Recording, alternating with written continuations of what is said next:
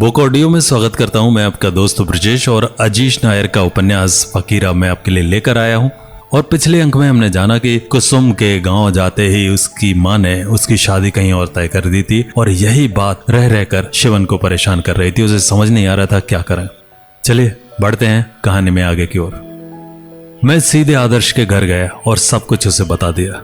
मैं बहुत ज्यादा ही टेंशन में था, चेहरे का रंग उड़ा हुआ था। बात ही कुछ ऐसी थी, जिंदगी इम्तिहान ले रही थी और मैं बिल्कुल भी तैयार नहीं था। मैं जैसे आसान सा खेल सोच रहा था वो वाकई एक लड़ाई का रूप ले चुका था। जिंदगी ने एक बात सिखा दी थी कि अति आत्मविश्वास घातक है और मैं इसी का शिकार हो गया था। कुसुम को आना ही होगा वरना बहुत मुश्किल है, आदर्श ने कहा। अगर वो नहीं आई तो मैं उसे लेने जाऊंगा। मैंने कहा पागल मत बन, इतना आसान नहीं है, ये जिंदगी है, कोई फिल्म नहीं कि तू जाएगा और लेकर आ जाएगा। आदर्श फिर प्रैक्टिकल बात बोला। तो फिर क्या करूं? मैंने चिल्ला कर कहा। मेरी आवाज सुनकर काजल आ गई। मैं घुटने के बल बैठकर रोने लगा। आदर्श मेरे पास आया और गले से लगा लिया। रो मत भाई, मैं हूं तेरे साथ, हम जरूर कुछ ना कुछ रास्ता निकाल लेंगे। चल बाहर चल। हम सीधे ललन भैया की दुकान आ गए। आज ललन भैया फुर्सत में थे। अरे वाह, आज बहुत दिनों बाद, वो भी दोनों एक साथ, ललन भैया ने हमें देखते ही कहा। भैया चाय बनाओ, आदर्श ने कहा। भैया चाय बनाने लगे और बार बार मुझे देख रहे थे। शायद उन्हें यह पता चल गया था कि मैं परेशान हूं। क्या हुआ छोटू, सब ठीक है ना? ललन भैया ने पूछा। ललन भैया की बात सुनकर मैं फूट फूट कर रोने लगा। आदर्श ने फिर से मुझे संभाला। ललन भैया खड़े हो गए। बताओगे कि क्या बात है? ललन भैया इस बार जोर लगाकर बोले। आदर्श ने सब कुछ बता दिया। चलो कुसुम को जाकर लेकर आएंगे। छोटू चलो, हम चलेंगे तुम्हारे साथ, भैया ने कहा। भैया ये वक्त और जोश में आकर होश खोने का नहीं है, आदर्श ने कहा। फिर क्या करेंगे, मुंह ताकते रहें? सुनो आदर्श, इसको बचपन से जानते हैं। जब इसका बाप मरा था ना तब रोया था, फिर आज रो रहा है। तुम नहीं समझ पाओगे कि इसकी दिल पर क्या बीत रही है, भैया ने कहा। भैया आपको जितनी फिक्र है उतनी मुझे भी है, पर यह वक्त समझदारी और सूझबूझ से काम करने का है। इसकी बहन रिया की भी शादी है। ऐसे वक्त में हमें कोई ऐसी बेवकूफ़ी नहीं करनी चाहिए जिसका असर रिया के ससुराल पक्ष पर पड़े। रिया की शादी एक बार हो जाए फिर बताते हैं सबको, आदर्श ने कहा। यह बात तो आदर्श एकदम ठीक कह रहा था। अभी समझदारी से काम लेने में ही भलाई है। एक बार रिया की शादी हो जाए फिर कुसुम की मम्मी को जवाब। सही कह रहा है आदर्श, मुझे धैर्य रखना चाहिए, मैंने कहा। पर इस धैर्य के चक्कर में कुसुम की शादी ना हो जाए, ललन भैया ने कहा। क्या भैया अभी शुभ शुभ बोलिए, आदर्श ने असहमति जताकर कहा। तुम लोगों से बड़ा हूं, अनुभव है ज्यादा तुम लोगों से। कुछ काम फटाफट कर ले तो ही अच्छा होता है, भैया ने कहा। ललन भैया आप चाय दीजिए, ज्ञान बाद में ले लेंगे, आदर्श ने गुस्से में कहा। शायद ललन भैया को आदर्श की यह बात अच्छी नहीं लगी।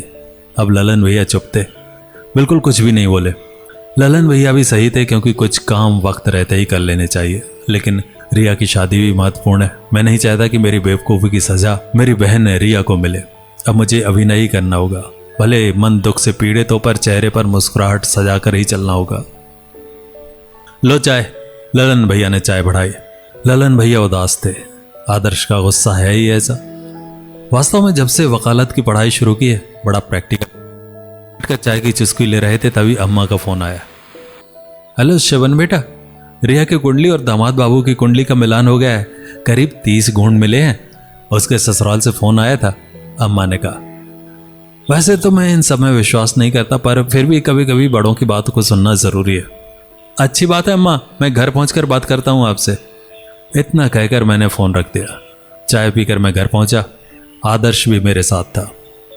आ गया शिवन, एक काम कर, तू भी एक बार रिया की कुंडली और दामाद बाबू की कुंडली का मिलान करवा ले, मन संतुष्ट हो जाएगा, अम्मा ने कहा।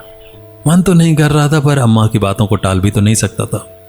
ठीक है अम्मा, पर किसके पास जाऊं? बेटा किसी भी ज्योतिष के पास चले जाना। पर अम्मा मैं तो किसी ज्योतिष को नहीं जानता। तभी आदर्श ने कहा, काजल जानती है, तुम शाम को उसके साथ चले जाना। ठीक है, अच्छी बात है, मैंने कहा। आदर्श कुछ देर मेरे साथ बैठा रहा फिर चला गया। अब मैं खुद को अकेला महसूस करने लगा। गर्मी की छुट्टी थी, स्कूल भी बंद था, ट्यूशन भी कुछ दिनों से बंद थी। अकेलापन काटने को दौड़ रहा था। कुसुम के बिना यह दुनिया बेरंग सी लग रही थी पर हौसला रखना होगा क्योंकि मुझे केवल खुद के बारे में नहीं बल्कि अम्मा और रिया के बारे में भी सोचना होगा। मैं उनकी हिम्मत हूं, अगर वे मुझे परेशान देखेंगे तो खुद परेशान हो जाएंगे।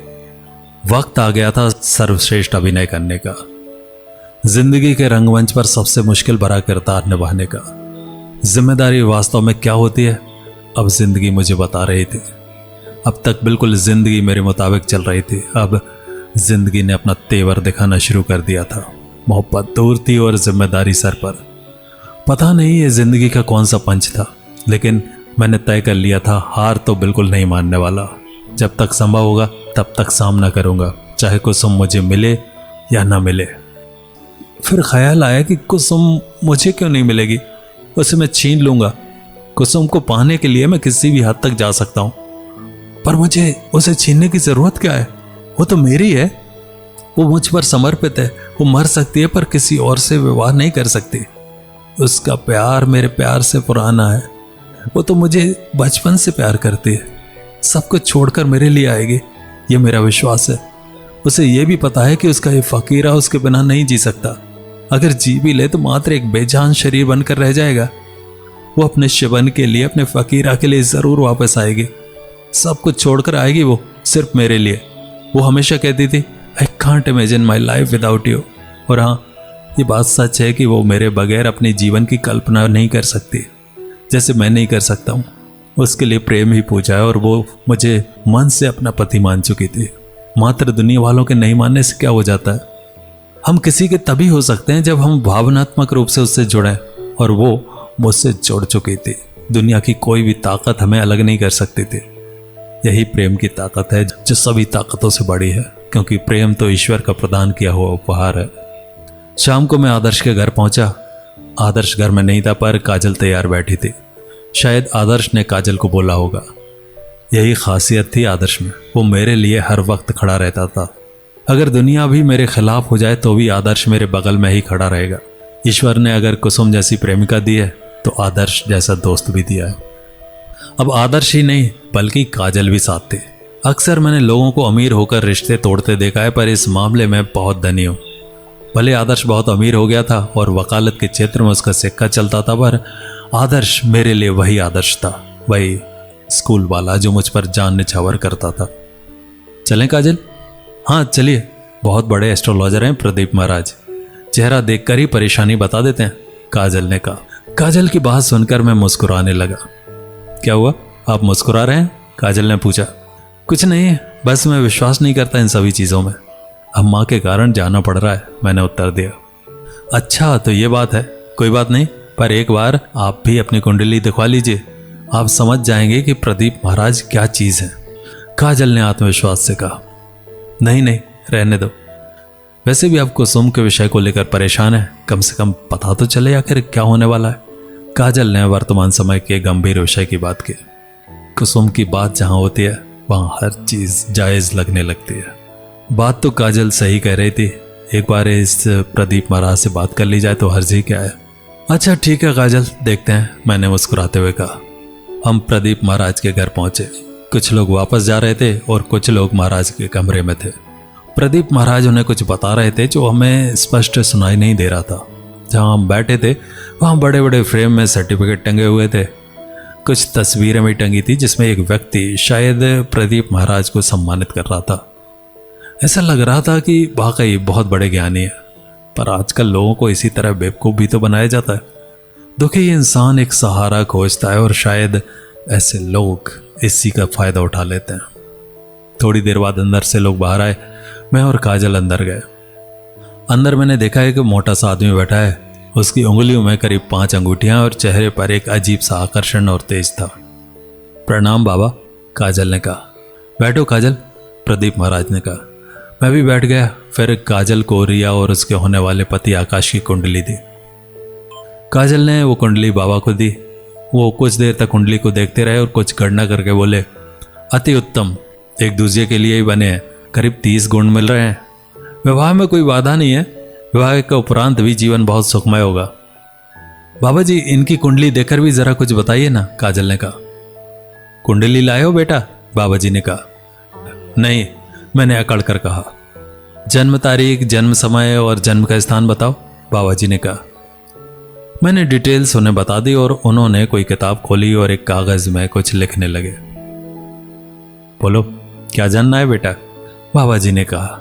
इस बार उनके होंठों पर मुस्कुराहट थी, जैसे उन्हें मेरे विषय में सब कुछ पता चल गया हो। बाबा जी, विवाह में बाधा आ रही है, काजल ने कहा। प्रेम करता है उस लड़की से? बाबा जी ने सीधे सवाल पूछा। मैं अचंभित था, पर मैंने नॉर्मल होकर बात की। किस लड़की से? मैंने पूछा। तो आखिर बाबा जी शिवन को कोई उपाय बता पाएंगे? क्या शिवन की राह आसान होगी? जानेंगे अगले अंक में।